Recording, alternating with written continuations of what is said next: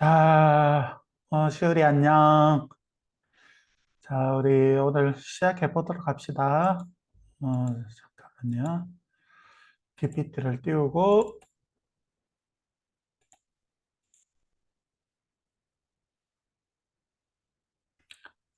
자, 오늘은 예레미야 25장 30절에서 38절까지 좀 짧은 본문이긴 하지만 또 살펴봐야 될 것이 있어서 우리 그 내용들을 함께 살펴보도록 합시다.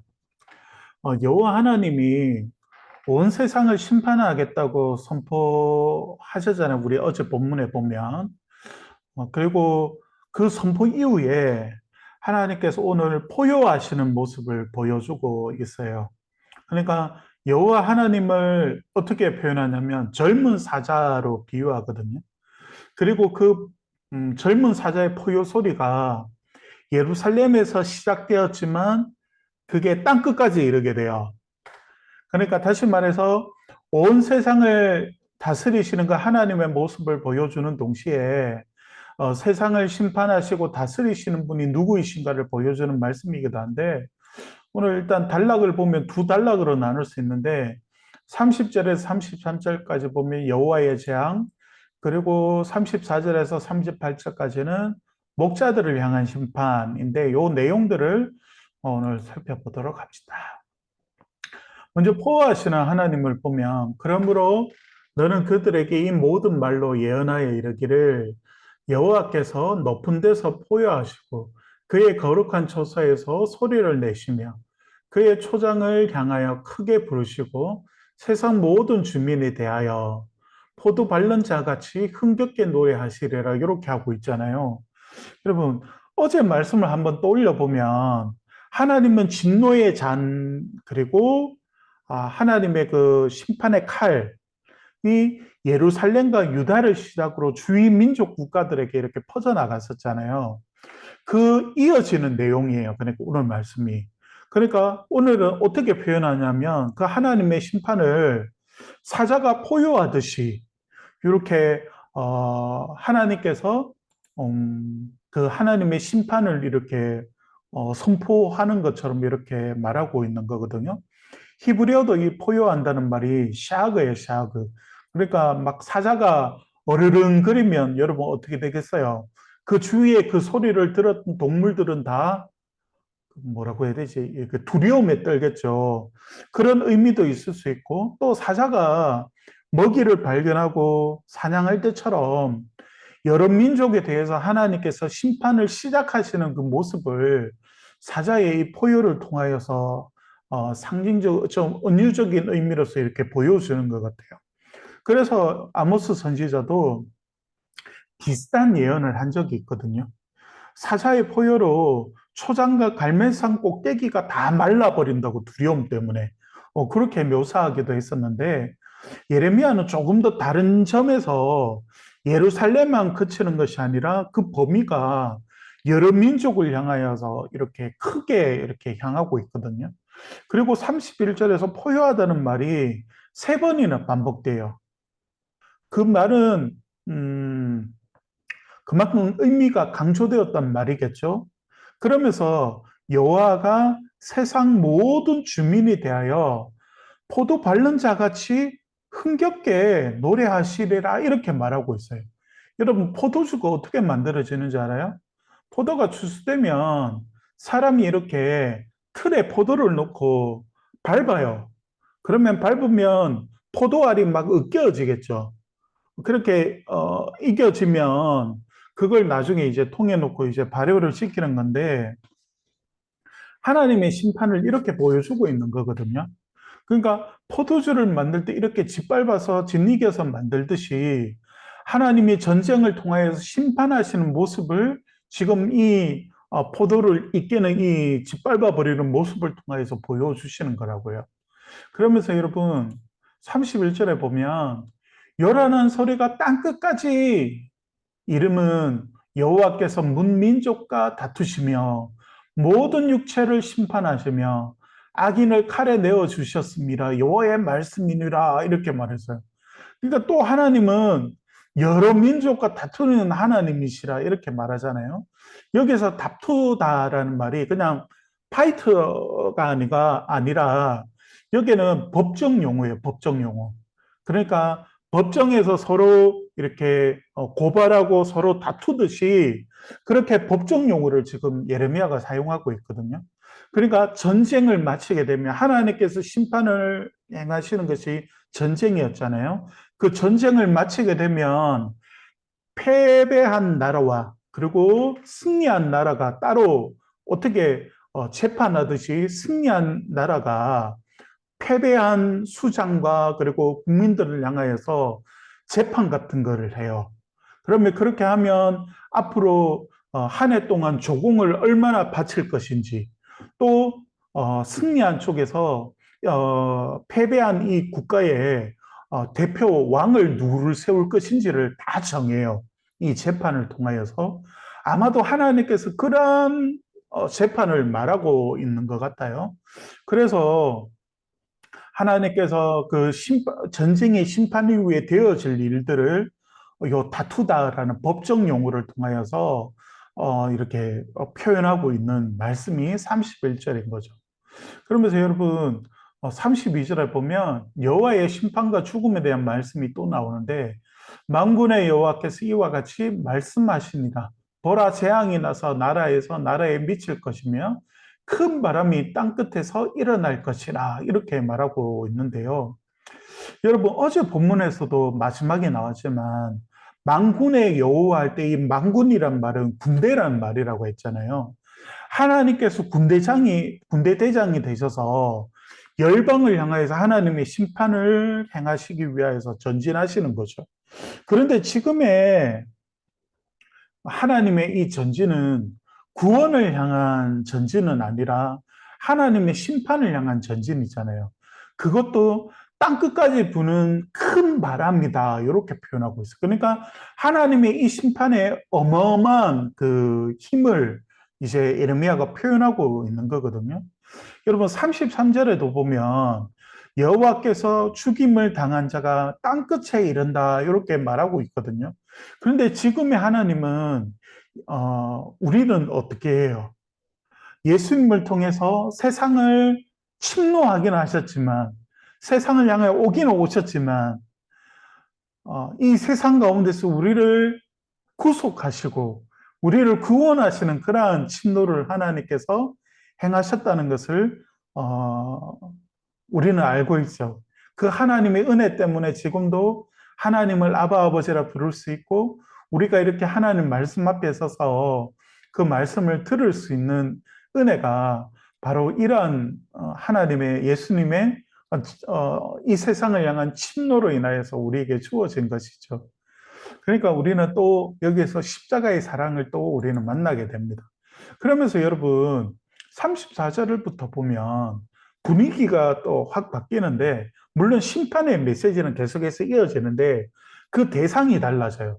이번에는 목자들을 향한 하나님의 심판의 메시지가 전해지게 되는데 34절에서 36절에 배경이 목자들이 다시 등장하고 그리고 목자를 향한 심판의 메시지가 시작돼요. 그래서 여기에 목자들은 누구냐면 민족의 통치자들이거든요. 그러니까 양떼가 누구냐면 백성들이에요. 그리고 그 양떼를 기르는 자가 바로 목자들인 거죠. 그래서 민족의 대표자들, 이건 이스라엘만 국한되는 것이 아니라 지금 심판의 대상이 되고 있는 이스라엘의 주위 국가들을 향한 모든 국가들을 향한 통치자들을 향한 하나님의 심판의 메시지가 지금 선포되고 있는 거거든요. 그래서 양떼의 인조자들이 고통으로 인하여서 외치고 그리고 애곡하고 그리고 그 고통이 너무 심해서 떼굴떼굴 구르게 된다고 말하고 있어요. 또한 그들을 향한 하나님의 이 도륙의 심판으로 인하여서 울부짖는다고 말하고 있거든요. 여러분 34절을 한번 보면 너희 목자들아 외쳐 애곡하라. 너희 양떼의 인도자들아 잿더미에서 뒹굴라. 이는 너희가 도살당할 날과 흩음을 당할 기한이 찼음인즉 너희가 귀한 그릇이 떨어진 같이 될 것이라. 조금 어렵게 말이 표현되기도 했잖아요. 근데 이게 어떤 내용이냐면 이제 심판의 대상이 양떼가 아니라 목자잖아요. 그래서 하나님께서 목자를 심판할 그 때가 시간이 다가왔다라고 말하고 있고, 그리고 흑틈을 당한 기한이 이렇게 말하잖아요. 흑틈. 여기에서 흑틈은 어떤 의미냐면 대개 여러분 생각해 봐요. 양떼를 기르는 목자들이 양떼를 흩을 때가 언제냐면 양을 잡을 때거든요. 그러니까 털을 깎거나 아니면 양을 잡아서 그 양고기 이렇게 할 때, 그때 잡을 때 이렇게 목자들이 보통 양떼를 흩는다 이렇게 표현을 쓰는데, 이제 흩음의 그 대상이 누구냐면 양떼가 아니고 목자들이 되는 거예요. 그러니까 하나님께서 심판의 대상인 목자들이 있기 때문에 그들은 목자들이 원래는 양을 잡고 양을 죽이고 했는데 이제는 그 위치가 바뀌어서 하나님이 목자들을 이 흩음을 당하도록 하나님께서 만든다고 말하고 있는 거죠. 그리고 그들의 흩음의 모습을 어떻게 표현하냐면 마치 떨어진 그릇이 끼어진 그릇처럼 이제는 주워 담을 수 없는 모습으로 표현하고 있고, 이 모습은 먼저 앞서서 토기장에 비유해서 마지막에 보여주게 돼 있잖아요. 그 호리병 같은 그 토기장에가 만든 그 그릇을 깨트려 버렸잖아요, 에르미야가. 그래서 다시는 주워 담을 수 없는 이스라엘의 그 심판의 모습을 보여줬듯이, 또한 이 양떼들의 목자들 또한 그들의 심판을 깨어진 그릇처럼 표현함을 통하여서 그들에게 임할 심판뿐만이 아니라 그들에게 임할 이 심판이 돌이킬 수 없다는 것을 이 말씀을 통해서 보여주고 있는 것이죠. 그러면서 여러분 36절에 보면 목자들이 부르짖는 소리와 양떼의 인도자들이 애국하는 소리여 여호와가 그들의 초장을 황폐하게 함이로다 이렇게 말하고 있어요. 그러니까 목자들의 부르짖는 소리와 양떼를 인도하던 자들의 애곡하는 소리가 들려온대요. 그러니까 적군에 의하여서 전쟁이 일어나게 되고 그 땅이 황폐하게 될 거 아니에요. 그래서 이스라엘과 열방의 이 모습 자체가 이제는 그 하나님의 그 심판의 그 전쟁으로 인하여서 모든 것이 다 황폐하게 될 것이라는 것을, 인간이 쌓아 올렸던 모든 것들은 다 무너지게 될 것이라는 것을 보여주고 있는 말씀이거든요. 그러면서 여러분 37절에 보면 평화로운 목장들이 여호와의 진노하시는 열기 앞에서 적막하게 되리라 이렇게 말하고 있잖아요.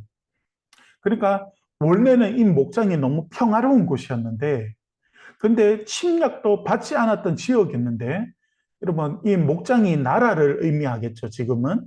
그래서 이제는 뭐 적에게 공격받은 적도 없고, 그리고 천은 요새와 같이 너무 잘 살았는데 평안했는데 이제는 전쟁으로 인해서 황폐하게 되잖아요. 그러니까 이곳에서 있었던 사람들이 없어지게 되니까 그 양떼가 이제 없는 거죠. 그리고 양떼가 없으니까 그 원래 평안했던 목장이 이제는 적막하게 되는 거죠. 이제 사람들이 없으니까 그 도시에. 그걸 말하고 있는 거예요. 그러면서 여러분 38절에 보면 그가 젊은 사자같이 그 굴에서 나오셨으니 그 호통치시는 분의 분노와 그의 극렬한 진노로 말미암아 그들의 땅이 폐허가 되리로다 이렇게 말하고 있거든요. 지금 심판의 주체가 여러분 하나님이시잖아요. 그러나 그 마지막은 목자들의 울부짖는 소리로 대체되었어요. 처음에는 사자의 포효를 통하여서 하나님의 포효로, 하나님의 심판의 선언으로 시작되었지만 이제 마지막 소리가 누구냐면 목자들이 그 심판으로 인하여서 애곡하는 소리로 오늘 말씀이 끝나고 있어요. 그래서 여러분 오늘 말씀을 마칠 시간인데 결론을 맺어 보면 세상은 늘 거짓된 천국을 약속해요, 여러분. 평화로운 목장처럼. 사람들은 세상이 말하는 그 천국을 손에 쥐기 위하여서 최선을 다해서 살아가요. 그것도 이 최선이라는 의미는 나쁜 의미도 있어요. 다른 사람을 넘어뜨리고 그리고 다른 사람을 공격하면서까지도 이 천국을 손에 쥐기 위해서 살아가요. 그러나 세상이 말하는 천국은 영원한 기쁨도 영원한 평안도 없어요. 영원한 만족 또한 없어요. 왜냐하면 하나님의 심판 앞에서는 울부짖음의 대상이 될 뿐이기 때문에 그래요. 우리는 하늘에 소망을 두고 살아가는 자들이 되어야 하거든요. 이 땅에서 쉼을 얻는 것을 너무 기대하면 안 돼요, 그리스도인들은. 하나님은 물론 우리가 이 땅을 살아가면서 이 땅에서도 우리가 천국을 누리고 그리고 하나님께서 이 땅을 살아가는 우리에게도 쉼을 주실 때도 있고 이 땅에서 물질을 주실 때도 있고 이 땅에서 성공을 주시기도 해요. 이건 틀린 것이 아니고 나쁜 믿음도 아니거든요. 하나님이 이 땅을 우리가 살아가면서 이 땅을 섬기기 위하여서 우리를 높여 주시기도 하고 때론 우리에게 물질을 부어 주시기도 하고 하나님께서 우리에게 이 땅에 힘을 얻도록 하시는 분이 하나님이시기도 한 거예요. 그런데 여러분 기억할 게 뭐냐면 우리가 영원한 쉼을 누리고 하나님의 품에서 완전하게 안식할 곳은 천국뿐이에요. 그래서 우리는 늘 기억해야 되고 바라봐야 되고 사모해야 될 곳이 어디냐면 하나님의 품이고 바로 천국이에요. 이런 하늘나라에 대한 소망이 없으면 우리가 이 땅에 있는 가짜 천국을 향해서 목매일 수밖에 없고 가짜 천국을 붙들 수밖에 없고 그렇게 붙들다 보면 우상을 숭배하게 되고 하나님 앞에 범죄하게 되고 하나님은 그러한 우리 하나님의 자녀들이 회개하고 돌아오도록 하기 위해서 그 거짓된 것들을 흔들 수밖에 없어요. 그 거짓된 평화를 깨뜨려야지만 하나님의 자녀들이 다시 하나님을 바라볼 수 있으니까요. 그래서 우리나라에 뭐 전쟁이 일어날 수도 있다고 하고 지금 일본에서는 오염수를 막 방류하고 있고 정말 너무 지옥과 같은 우리 상황들이잖아요. 이때 우리가 바라봐야 될 게 뭐냐면 하나님의 천국을 바라봤으면 좋겠어요. 그래서 하나님만 주실 수 있는 그 평화로운 그리고 그 놀라운 기쁨, 그 안식을 이 땅에서도 여러분들이 누릴 수 있는 그러한 여러분들이 되었으면 좋겠습니다. 오늘 우리 불금 때 우리 김여랑 우리 시울이 함께 말씀 가운데 함께 해줘서 고맙습니다. 오늘은 이렇게 마무리를 짓고 내일 저녁에 다시 한번 만납시다. 우리 이제 내일 저녁이 되면 예레미야서 말씀은 끝이 나요. 이제 예레미야서 말씀은 끝이 나고 이제 시편으로 갔다가 다시 열왕기서로 이제 넘어가게 되는데 여러분 내일 저녁에 우리 다시 한번 만나도록 합시다. 우리 김효시 우리 안녕. 오늘 이렇게 마무리합시다.